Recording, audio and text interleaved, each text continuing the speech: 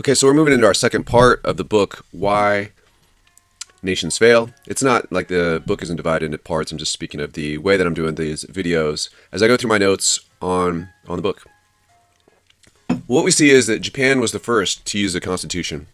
And just as a review, we've been talking about the French Revolution. We've been talking about the transition from basically a monarchy under Louis the 16th in France to the storming of the Bastille to a pretty radical shift. But where Napoleon Bonaparte basically, he basically has a similar type of role. The book calls it like a dictatorial type of role based on military leadership. So, but we're seeing changes, and the book is saying that this is paving the way for France to become inclusive, meaning like including its citizens, fostering innovation, giving people opportunities to profit, and on an individual basis to kind of prosper and progress. If you do that for your people, it's a way that you can do it for your entire nation. And they say that the French Revolution actually spread. It caused inclusive systems in Belgium, Netherlands, Germany, and other parts of Europe. Now the next thing we see is Japan was the first to use the Constitution. China was more exclusive. Japan was more inclusive. So again, they're kind of going with this idea where if you're an exclusive nation, you have a lot of power at the top, consolidated or concentrated. The more inclusive you become, the more power you have to let go of. But it helps the nations in the long term. Isolation in Ethiopia led to extractive institutions, like the slave trade or slaving states, which were worse. The dynamics in the rest of Europe were different from America and Australia.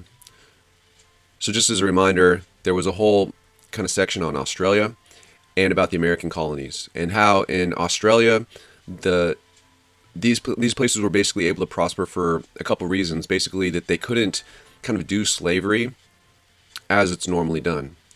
So Australia, for example, there was many prisoners. You needed those people to, be incentivized, to be motivated. There was no other option. So basically, they set up all kinds of different like benefits or privileges or rights, for prisoners or ex-cons in Australia.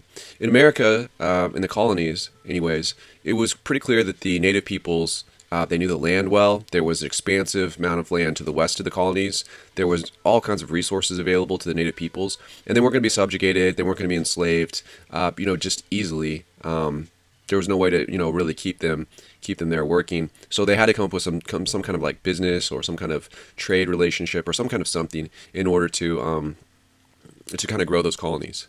And they're making a point in this book that that's different than the way it was done in other places, maybe in Mexico, in certainly when the Incas in Peru and like South America were colonized. Very different.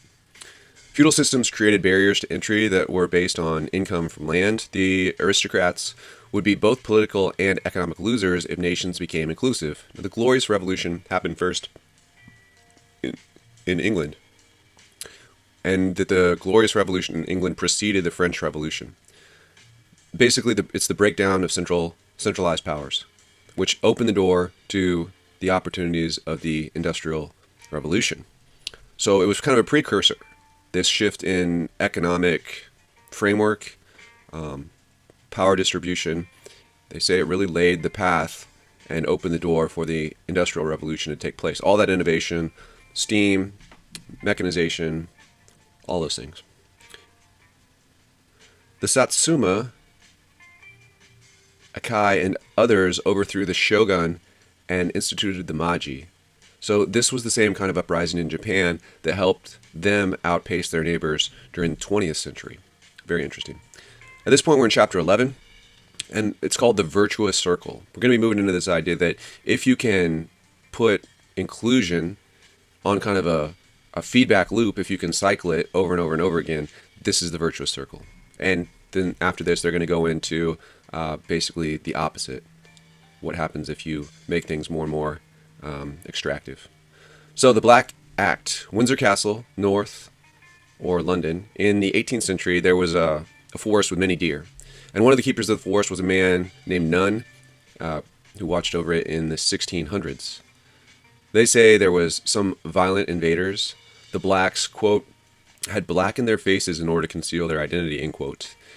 It was poaching. It was organized in 1660. But they also did like random destruction. So they kind of did what they wanted. Reminds us of Robin Hood, right? Well, so it's only when a broad group of people have a seat at the table and where they're integrated does a society become pluralistic. So the British elites, through the use of violence, was something that was always an option to them, but in this case they decided not to use violence. And because of that, the start of the virtuous circle began in the British in Britain. And this is why the Americans and the British did so well. A powerful circle that leads to greater inclusiveness. And so this is really going to be their theory moving forward about why some nations progress and others do not. They say one interesting question is why? If the British were willing to use coercion through force in their colonies, like in the Caribbean Isles and in India, then why didn't they use the same tactics at home? And the answer was basically the demands that had already been pushed forward by the people in 1790 all the way through 1830 saw that they could get rid of the Constitution and throw away all of their own rhetoric and use force, or they could surrender to their own laws. And that was really the fork in the road. They had to decide. They had to choose. Now, since they didn't want to get rid of all the work that they did to create like a legal system, fair laws, and the work of getting rid of the Black Act, then they had no other choice but to move toward pluralism.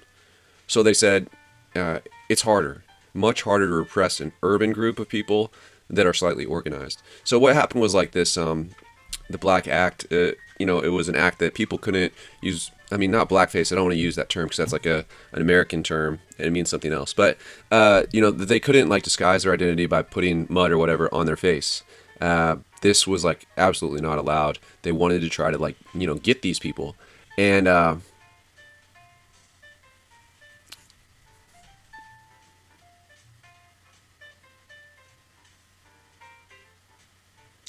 so they didn't want to go back on that. I guess they basically thought that like law and order and private property were valuable things to British society. When it comes to voting and representation, you want to create universal suffrage. You cannot defy your constituents, and you can't buy votes or manipulate voters. The British tax system was progressive, meaning that it's like a sliding scale where the rich, they paid more, a higher percentage. In the United States, the problem is going from inclusive to exclusive when men become wealthy and they have monopolies. They can actually be stronger than the law. This happened with the Cornelius Vanderbilt and the John D. Rockefeller, those stories, those men in their lives. They called these guys the robber barons who were able to, as some suggested, manipulate the law. U.S. Steel was the first company to hit $1 billion, and it did so in the 1890s. And it's interesting, right? Because I guess Amazon now is a $2 trillion company, or Apple. Apple is a $2 trillion company? I think so, yeah. So anyways, large trusts emerge when the leader company owned 75% of the market share. Well, there became grassroots movements against the robber barons. James William Bryant was the lead lawyer who fought for the people. There was the Sherman Act of 1890. It was a antitrust legislation. Theodore Roosevelt, Taft, Woodrow Wilson, all presidents who held office between 1890 and 1921. 1921, the stock market crashes, right? So those who loved the Sherman Act were from like farmers groups. Farmers wanted to oppose monopolistic attempts. Another interesting thing this reminds me of, there's this, remember Super Size Me? There's a sequel called like Holy Chicken, and the guy basically outlines how 5 companies control all the chicken that's eaten in the United States, and they control the entire supply chain from the breeders, from the growers, all the way out. Really interesting stuff. So we still see this all the time. Antitrust laws are talked about all the time. McKinley was assassinated in 1901. Theodore Roosevelt said that the prosperity of the United States was the market economy, and he thought of the great corporations. He called them the trusts, threatened ingenuity.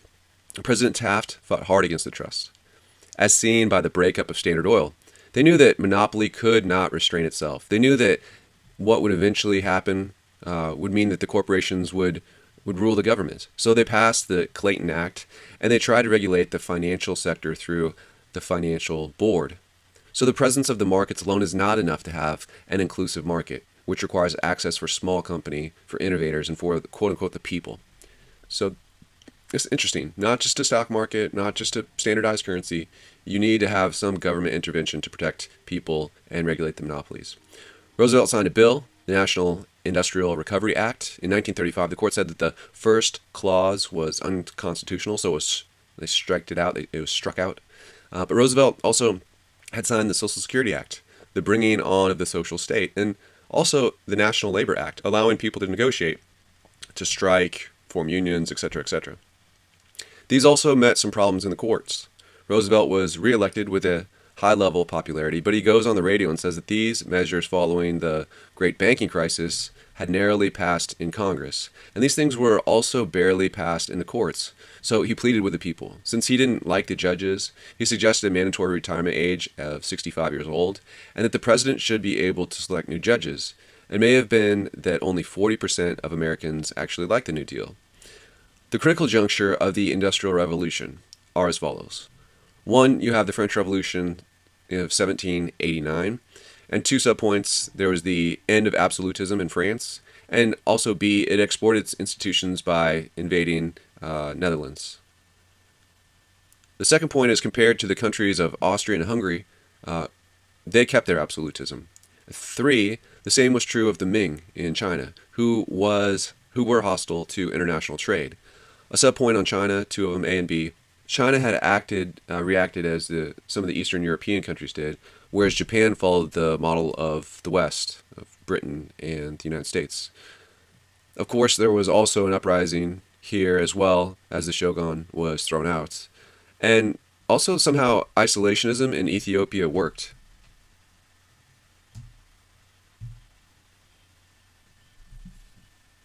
They said that systems have generally a tendency to reproduce themselves, so systems will either become more extractive or more inclusive. And it's hard to stay mixed. It's hard to keep that balance. This has to do with media, it has to do with political structures, as open media often means critical thinking.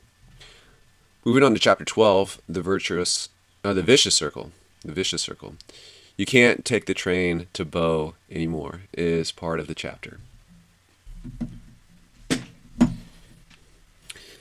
So we see that Sierra Leone became a British colony in 1896. It was ordinarily a place for repatriated slaves from the United States. The British started expanding their colonies through making treaties and making protectorates. In the diamond mine, they found King Sonaku. He was made an official for the British, but the kings didn't understand what they had really signed. Basically, that the British could do whatever they wanted. Sorry. With pretty much like no constraints. The British tried to start a hut tax. There was an uprising. The British put it down. The British started to make it a railroad from Freeport to the inland, but the Hut Rebellion stopped the railroad construction. The All People's Congress Party, led by Limba and other groups or tribes, started. By 1967, most of the exports of coffee, cocoa, and diamonds were exported using the railway. The new leader was Albert Muragai. He wanted to help the Mendeley. There's something about someone named Stevens here, but I didn't quite get that. So someone pulled up all the railroad track, and there were no more tracks. Stevens did this to consolidate power rather than ensure economic growth. Now, this is really interesting. Isn't this a fascinating example of what they're trying to say? And this was like Tsar Nicholas of Russia, who was afraid of the changes that would come by changes coming from technology. In Sierra Leone, it was basically run by the British in the same old way that they always did. They forced the farmers to sell all the crops to them. They regulated the prices. They kept the farmers poor. They would use local leader to, like, quote unquote rule, kind of like a puppet or whatever. They used marketing boards in order to extract the value from farmers. In Sierra Leone, the farmers were getting less than a half of the world prices for their commodities. This came to be so much worse during Stevens' reign, who gave them something like 10%, and he didn't give them roads, and he didn't give them any education. They made up like a bunch of rules so that only some people could gain power. The British worked it in a way where the officials got paid, as did the British, but the rest of the people were exploited. This is why people didn't want to work. They were seen, this can be seen as there is low productivity in agriculture. It has nothing really to do with animals or really technology. first and foremost. It really has to do with the incentives to the farmers and how everything worked under these marketing boards. You have De Beers, it's a South African company. They get exclusive rights to the alluvial diamonds. De Beers had a military force. They were unable to police the whole country, so they protected the best areas. There was a trust, and Stevens was given 51% stake. Now, this is similar to the gold in New South Wales. Some of the monopoly rights they wanted to auction off, however, in Australia, they did it differently. Anyone could buy a mining license, so many people were involved. They joined together to create a lobby group and whatever. They were basically involved in the political process is the point. And there are two different models. There are two different models of mining, of diamond mining, and very different for the people. And, the larger point is the long-term effects. Indirect rule in the paramount chiefs, this led to a stratified society that was without popular support, which meant that there was less accountability.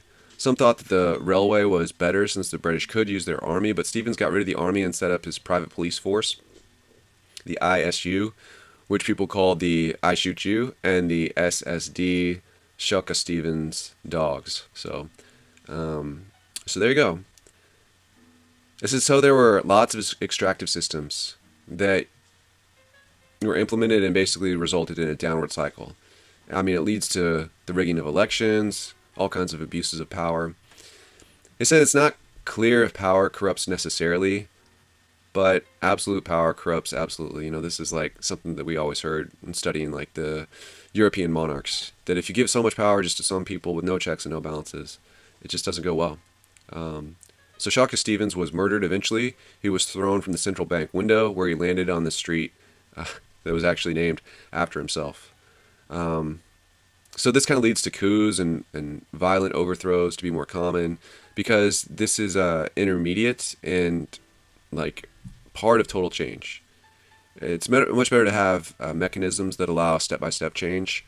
The authors argue than to have some like total, overnight, complete change. It's better if people have a sense that slowly but slowly we're making progress. We are seeing change come about peacefully. So from the encomienda to land grab. In 1993, there was a new president of Guatemala, and he named some guys to be in charge of the finance and development departments. They all had lineage going back to the Spanish conquerors of current-day Guatemala, so they had ties to the conquistadors. And it's all right, like, okay, so what? Like, who cares? What's the point? Well, the point is that these families had controlled Guatemala since the 1600s. Yet today, only 1% of the population can trace their lineage to the conquistadors or have ties to the modern-day ruling class. The encomiendas in Mexico and Peru were basically a system of forced labor. So if you hear that word, encomienda, what does it mean? It's like a system of forced labor. Encomienda, forced labor. It led to repartimento or mandamiento.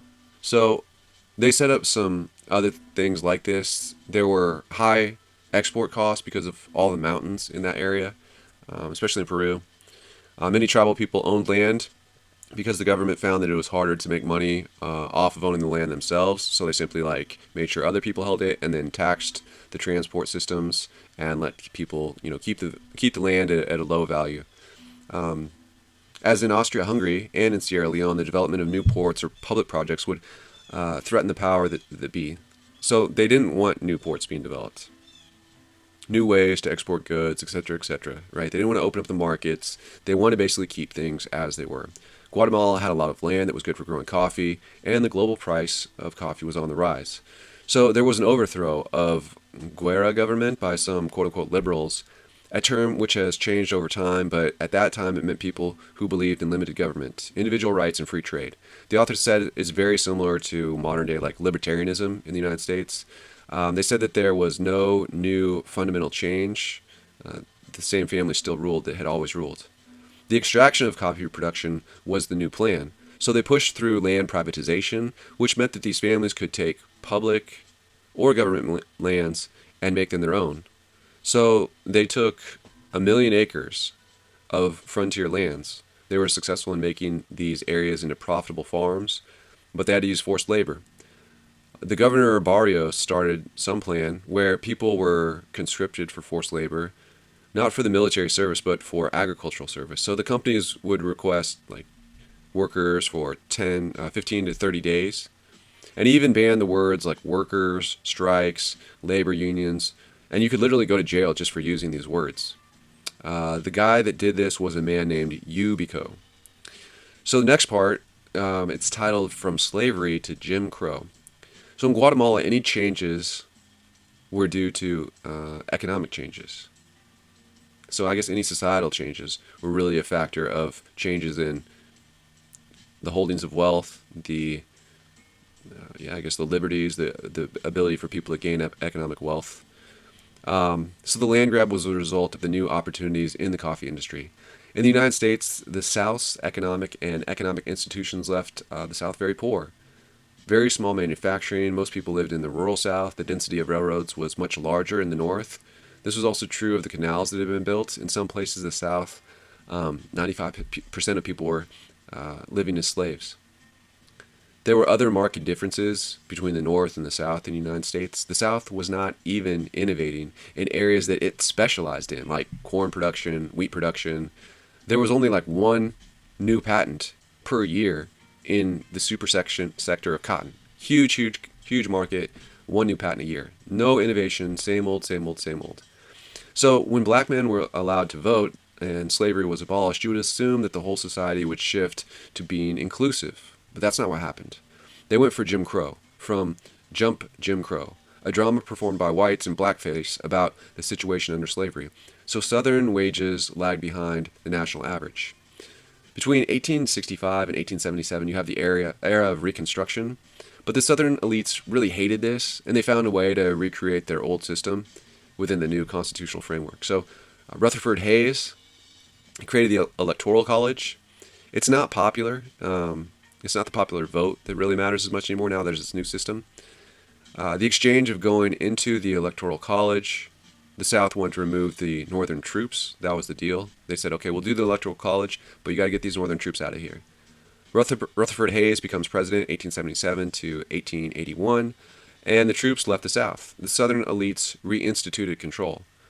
So they did segregation in the schools and basically in public places. The Jim Crow laws, the elite funding of the Ku Klux Klan, and other economic forces were used to oppress the black people. They made sure that no federal project would jeopardize their control. They decided to use lots of animals and hand labor rather than use machines. Most people lived in rural areas. These institutions started to crumble after World War II. Now, I mean, that's like almost 100 years later, right? I mean, after World War II ends 1945. So what are we talking about? 1881. So that's a good like 80 years. So they started to crumble after World War II started to crumble, and especially after the Civil Rights Movement, which isn't until like the late 60s. The U.S. South shows a side of the vicious circle. As long as it had control, it could manipulate certain laws. Even if the federal government declared the black people had their freedom, economic wealth can be used to manipulate political votes, political process, etc.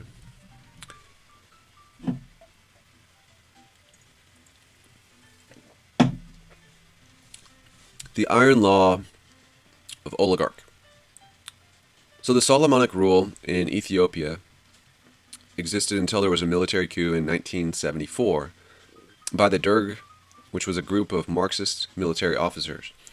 The Emperor Selassie would come basically to rule. He would hold a court. He used a pillow barrier with 52 pillows. He had favors and patronage, and there was no economic development. Pillow bearer, 52 pillows. So he was very opulent. I mean, that was the point, I think, of what we're trying to say, that maybe he sat on 52 pillows. Maybe, in order to sit around and talk with people, he needed 52 pillows, for his arms and his legs, and all in this dramatic effect, right? It's ridiculous. So patrons, right, is like somebody that you have to go to who kind of represents you. They're like a power person. And so, like, your people have one, and so they basically represent you. Anyway, no economic development occurs.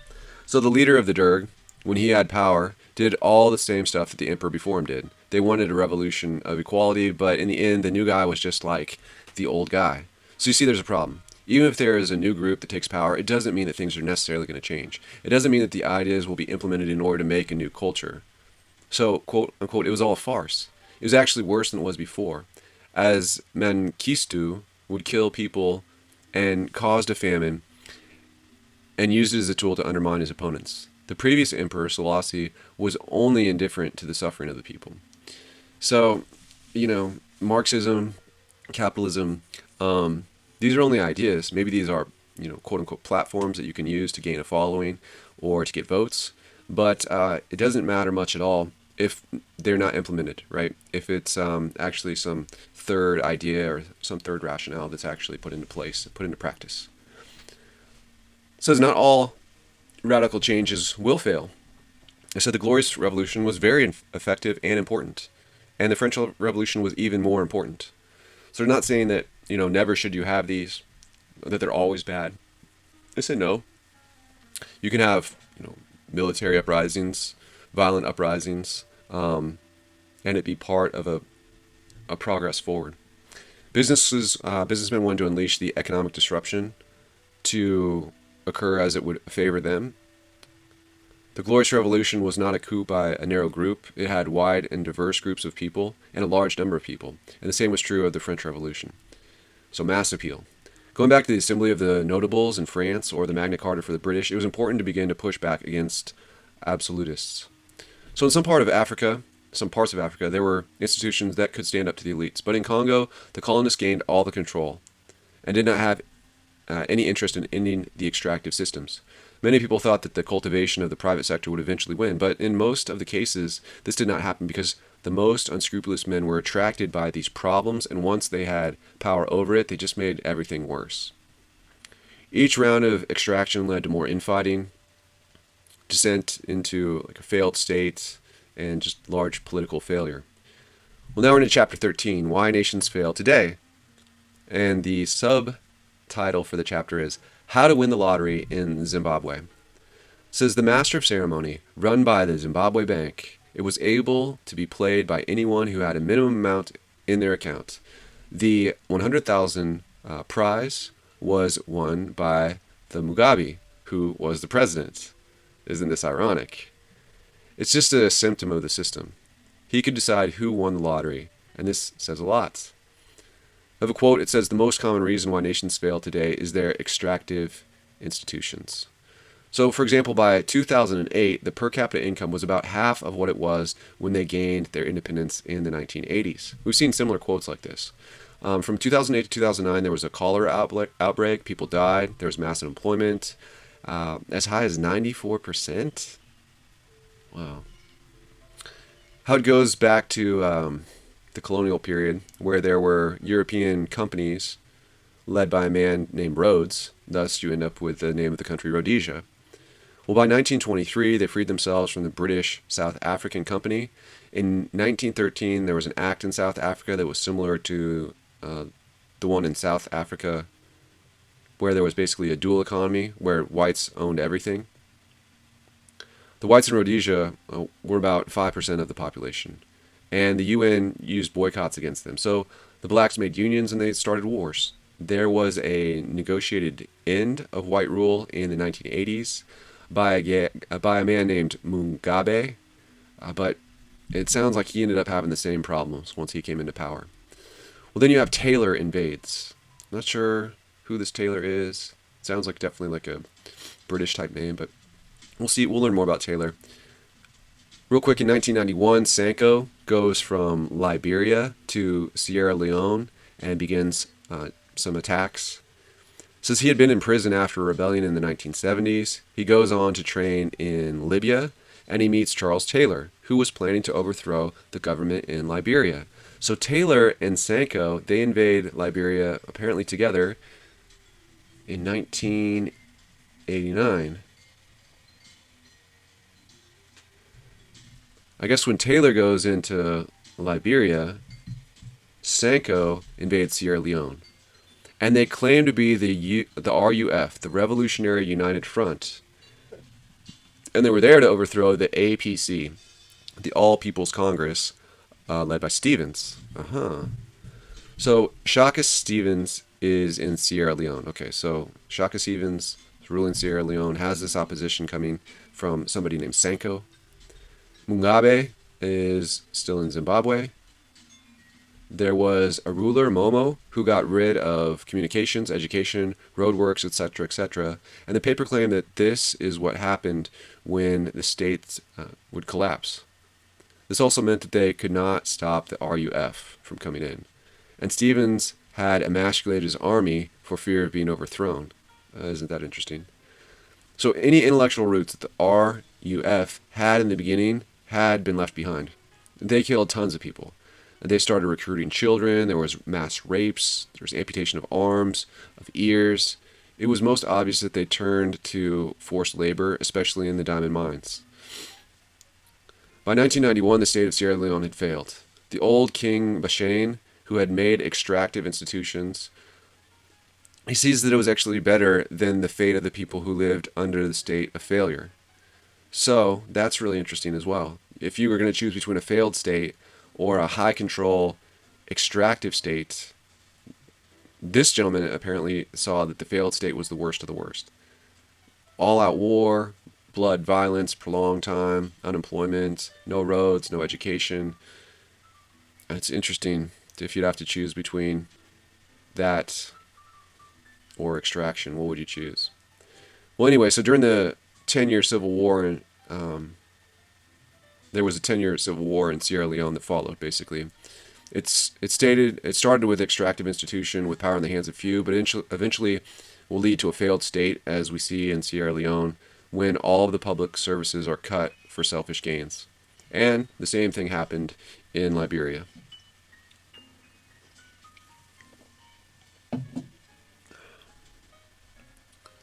The examples of Angola, Republic of Congo, the Sudan, where we see extractive institutions, both economic and political, have led to the downward spiral into actually a failed state. So what about people of the South Americas? Well, Colombia has this mountain range, the Andes, and then there's like these coastal regions. So just FYI, Colombia is just south of Panama. People have claimed that Colombia is actually a democracy, but there's a civil war, there's riots, there's extractive institutions, and these are not normally associated with a true democracy. In the 1950s, there was a big war called the violence. I guess this was what they called it in their tongue, whatever the word for violence would be. To avoid the kidnappings or the murders, you basically have to pay vaccination. Isn't that interesting? To thugs, to gangs. So there was this group called the FARC who killed this guy named Castanos.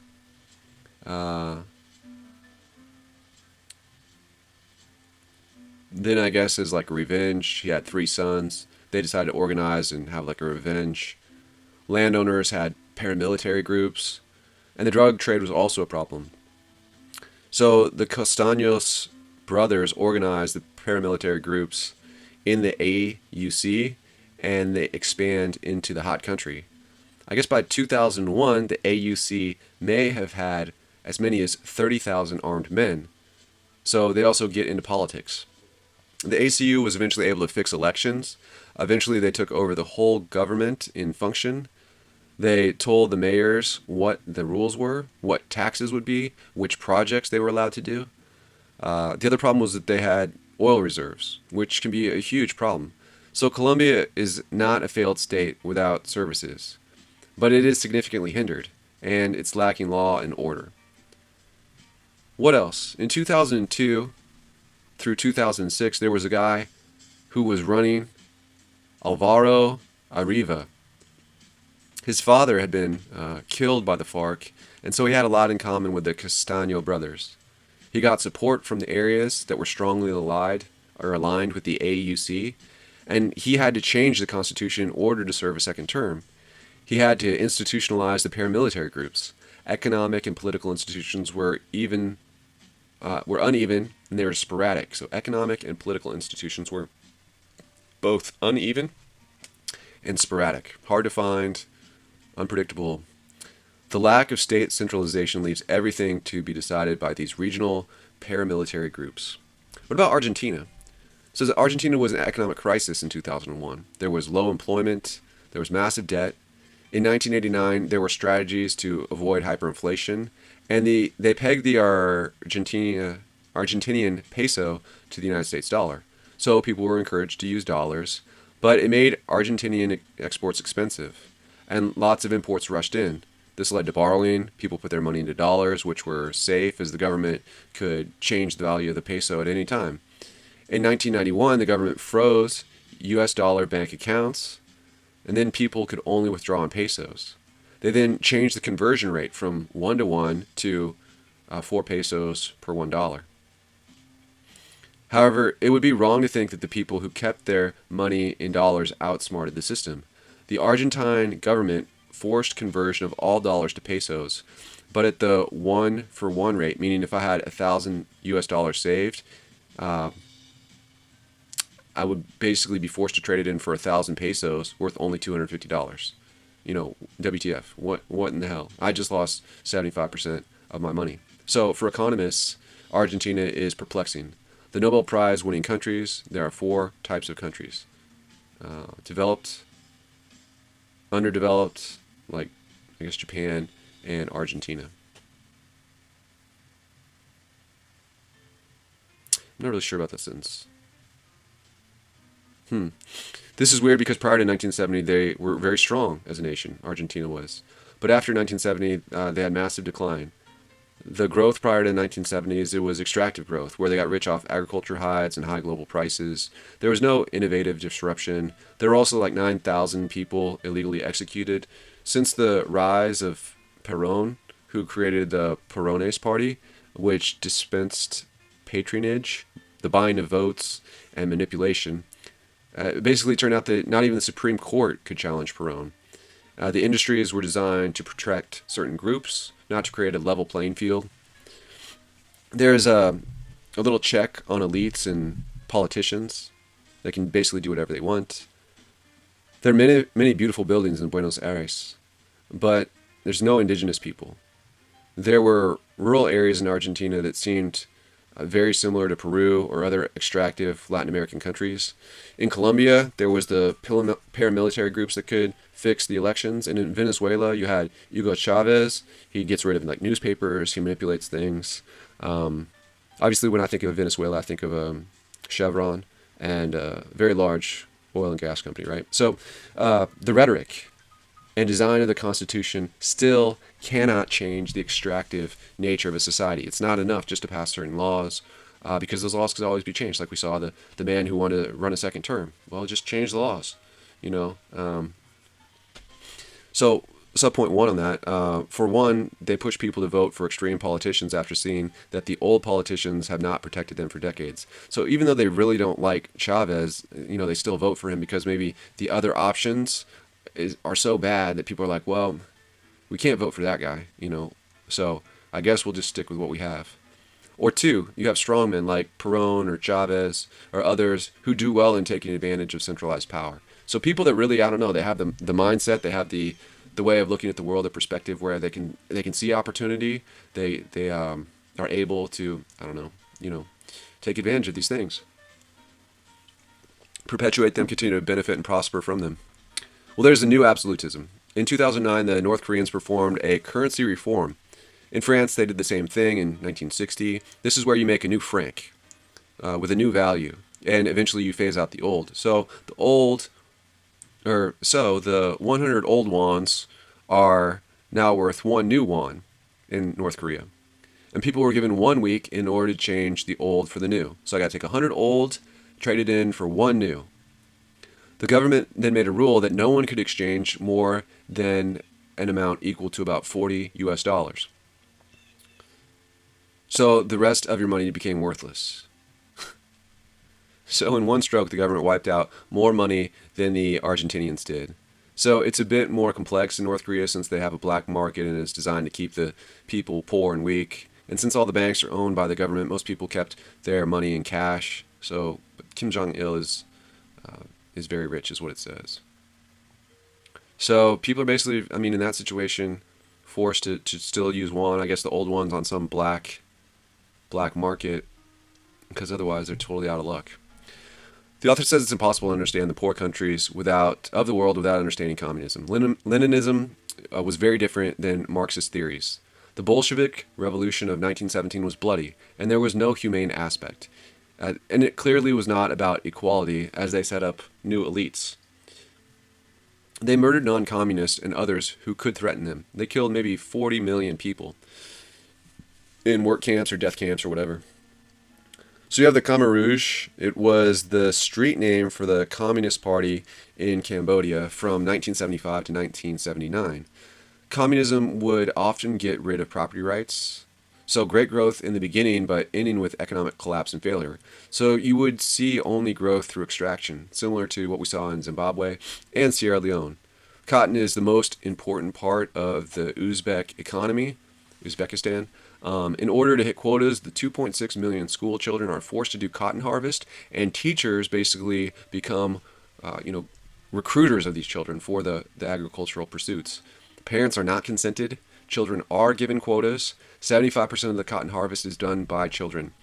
Uzbekistan was supposed to gain its independence after the fall of the USSR and create a market economy, but this guy named Kardamov reinvented himself as a nationalist, and he won the first presidential election, and after winning, put his political opponents in prison. He banned the entry of nonprofit organizations. In 2007, he won 88% of the vote, but many considered it fraudulent. It was just like the victories of Stalin in Russia, quote-unquote victories, right? I mean, they weren't real.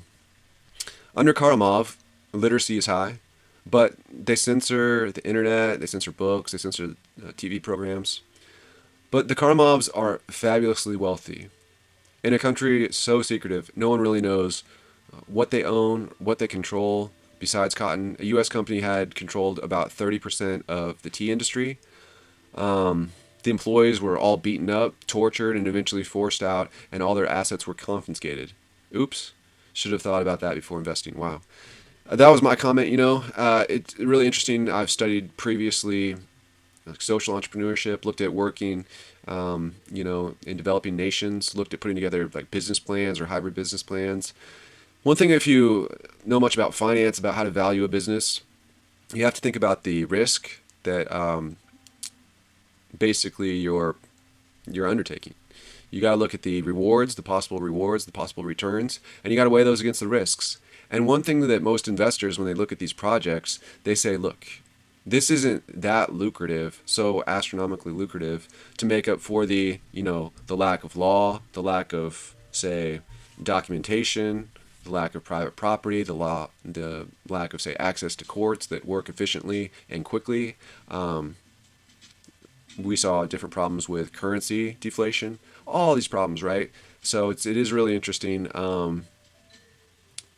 Just making the point about international investors, countries or other companies or people with innovation or new ideas, fresh ideas from the outside coming in. You don't want to do that if you're going to get beaten up, tortured, and they're going to steal everything from you. If you even think that that's a slight possibility, you're probably going to go to a different country, right? Cotton grows in a lot of places. So that's kind of my 2 cents. Well, it says that there's many similarities that we see from Uzbekistan in Turkmenistan, in Tajikistan, in Azerbaijan, and other communist countries. In Egypt, in the 1990s, we see an overthrow of a rule dating back to the 1950s. Socialism relaxed, markets opened, but it wasn't really a true democracy. Businessmen became more tied with politicians. We know Anwar Sadat was assassinated after he made that deal with Menachem Begin, the Israeli prime minister. There was that lawyer student that killed.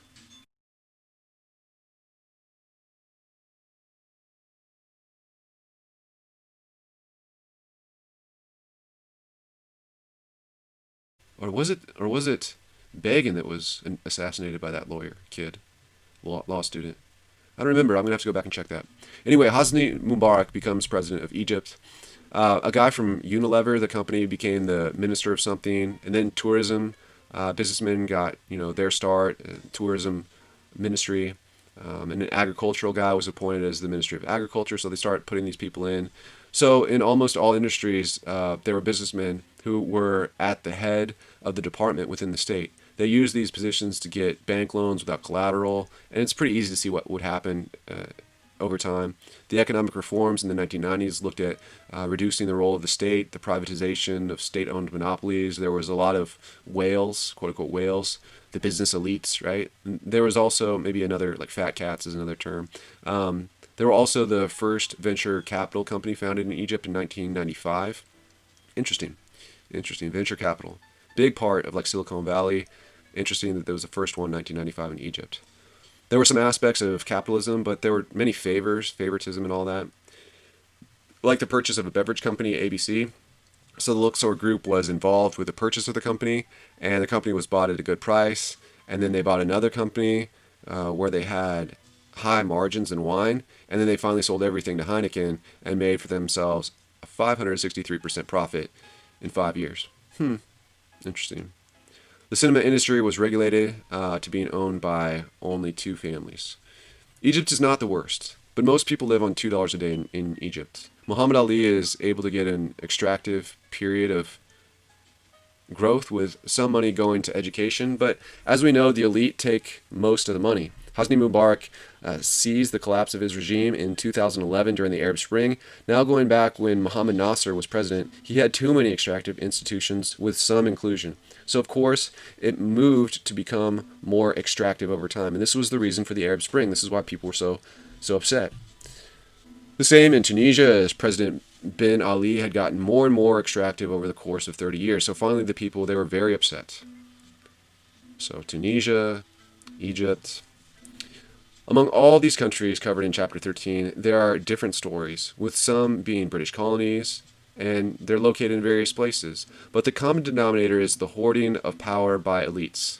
The use of impoverishing their citizens is the same, although the degree of the oppression in these different countries is not always the same. It's not always the same level, but it's always occurring. Mugabe invited the North Koreans to come to Zimbabwe in order to kill his opponents. In contrast, Colombia has had a long history of elections between conservatives and liberals, but the elites were small in number. The geography has led to fragmentation of the elites, and they're often opposed to each other. In Egypt, Nasser sided with the Russians in the Cold War. And there was something, about the Suez Canal, how that was so important.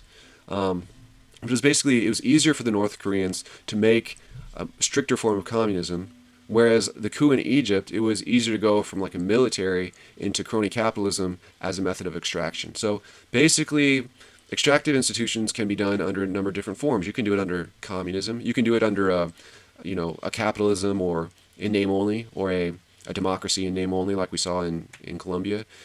You can do it under a military rule, a military dictatorship. Or you could have like all the companies make all the decisions. You could do it that way as well. So in Argentina, the system does not work well, but it worked better than it did in Colombia. The political institutions in both of these countries are not better than those in Sierra Leone, or Zimbabwe. So they're trying to give us the sense that there's it's not a black or white thing. There's shades of gray with it in this, and you can have better or worse outcomes, or more or less severe examples of what we're talking about. The events of Sierra Leone when the Civil War ended, the man who won over Shaka Stevens was not involved with, nor was he an extension of Stevens' system. So he was a brand new outsider. There are some struggles that can end extractive institutions. The removal of James II by the Glorious Revolution or the Civil War in Sierra Leone are examples. Broad coalitions, large changes in technological innovation that disrupt power, large disease outbreaks. So these can all lead to breaking of these extractive institutions. We'll pick up Chapter 14 on the next video.